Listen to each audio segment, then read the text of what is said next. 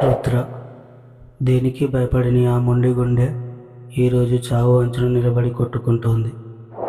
ఆ పాడుబడ్డ కాళిక ఆలయం వెనుక ఉన్న బావి దగ్గర చెట్ల కొమ్మలు పాముల్లా అతడిని బంధించాయి. భైరవి, ఆ రక్తపిపాసి ఆత్మ, గాల్లో తేలుకుంటూ మెల్లగా రుద్ర వైపు వస్తుంది.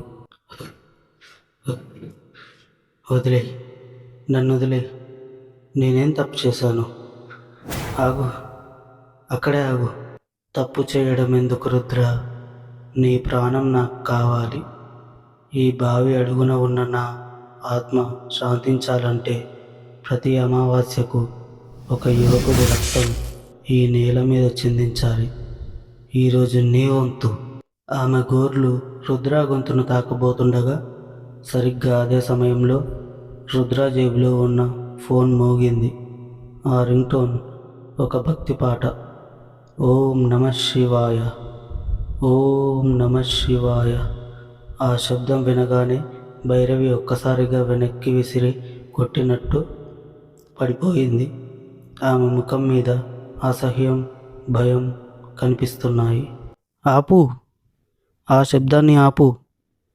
ఆ పవిత్రమైన ధ్వని ఈ అపవిత్రమైన చోట వినిపించకూడదు.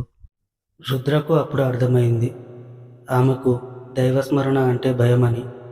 వాడు ప్రాణభయంతో వణుకుతున్నా ధైర్యం తెచ్చుకొని గట్టిగా ఓం నమ శివాయ అని అరవడం మొదలుపెట్టాడు.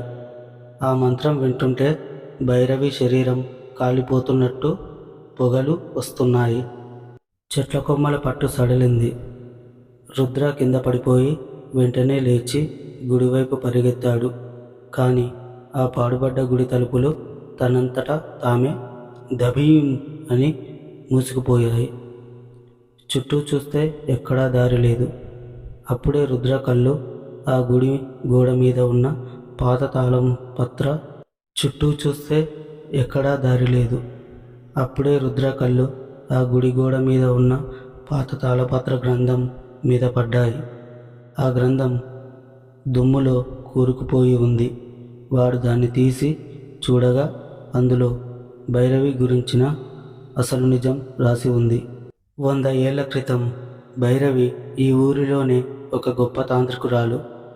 ఆమె తన శక్తులతో ఊరిని రక్షించేది.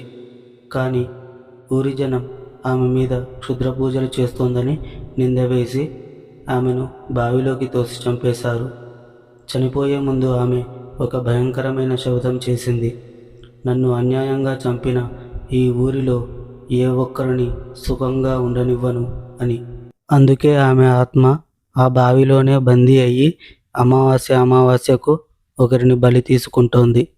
అయితే ఆమెను శాంతింపజేయాలంటే ఒక మార్గం ఉందని ఆ గ్రంథంలోనే రాసి ఉంది.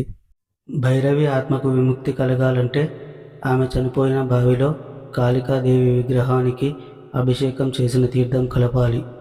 అప్పుడే ఆమె ఆత్మ శాంతిస్తుంది. కానీ రుద్రకు ఒక భయంకరమైన నిజం తెలిసింది.